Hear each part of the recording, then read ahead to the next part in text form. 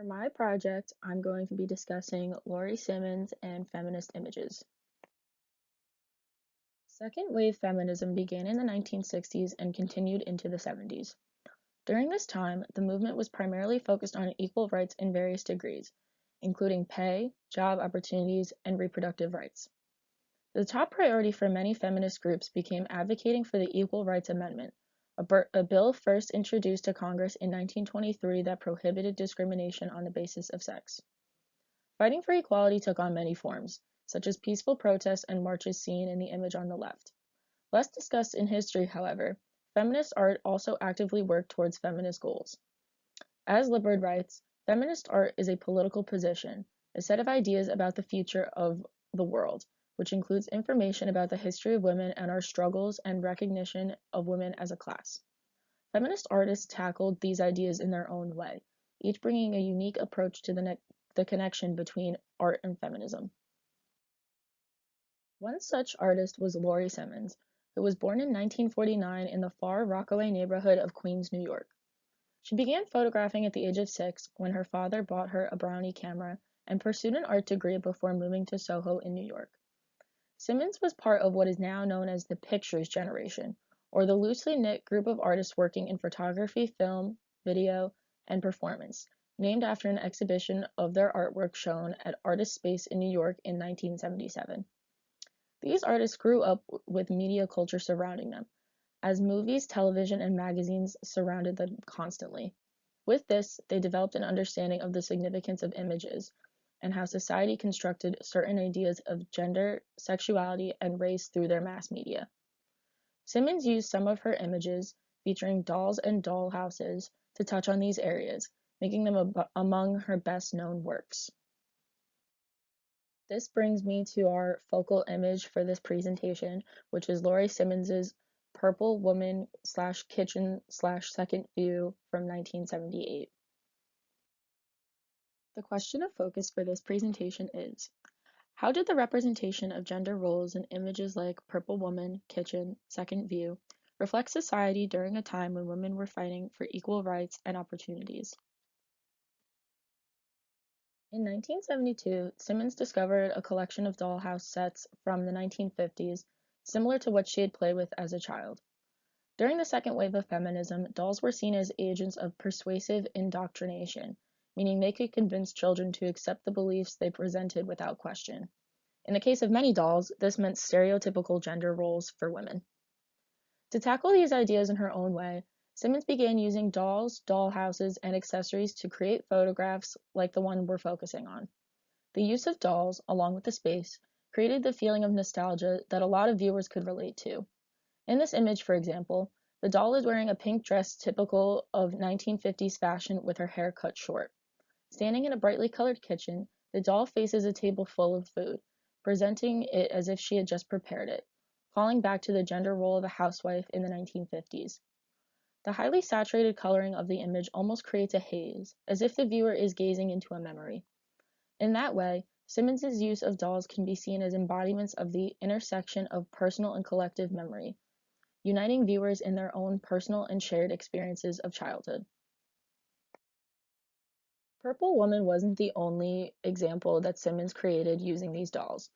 Here are some further examples of Simmons's work using the dolls and their setups to comment on gender roles that they grew up with. As you can see, Simmons uses a different doll than the one used in Purple Woman, but the same doll is featured in the kitchen, doing different kitchen tasks and featuring the same table full of food. Simmons's dollhouse images reflect the advertisements of women from the 1950s, which she and many others grew up with. These ads bombarded the public with images of the happy housewife, always ecstatic in the kitchen, seen in photos such as the one on the right, naming the woman Dr. Homemaker, a specialist in proper family nourishment. She has no career of her own, but she can make her husband's income go a long way in feeding her family by investing in the proper kitchen tools. Advertisements like these promoted the gender role of homemaker, a passive woman whose duty was her home, more notably the kitchen. As an artist of the pictures generation, Simmons understood that these images were significant in teaching children how to behave in society, and understood that the influence that toys like dolls had. As Hirsch explains, Simmons had small-scale figures reenact scenes of how society teaches women to behave in order to challenge the stereotypes and have people reconsider what social influences affected them. When looking at Purple Woman and the 1950s ad, one can see a lot of similarities, reflecting the influence of the decade on Simmons's work and message. Both women are stylistically similar. They have short hair, fair skin, and wear ruffled dresses/aprons. Most notably, they are both in the kitchen and present a feast that they prepared to the viewer, exemplifying their housemaker role and kitchen duty. As Hirsch writes, the toy figures provide the necessary distancing for Simmons to scrutinize and disclose the patriarchal customs that express and teach her cultural behavior models. The ad exemplifies the patriarchal ideals of the housewife, the passive woman whose primary focus is in the kitchen.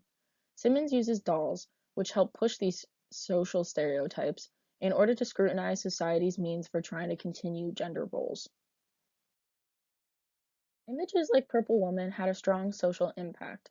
Simmons's photographs encouraged other feminists to challenge familiar modes of feminine identity in their own artistic way, whether it was through subvert images such as these or blatant protest works. Through this photo, Simmons showed her generations that the untenable illusions of the world they grew up in could be left in the past, that they could forge forward and build a future of equal opportunity. Most notably, Simmons influenced future feminist artists to comment on gender roles and how women are represented in mass media or toys. One such artist influenced by Simmons is Sheila Pre Bright, whose 2014 series Plastic Bodies challenges Western beauty standards using Barbie dolls.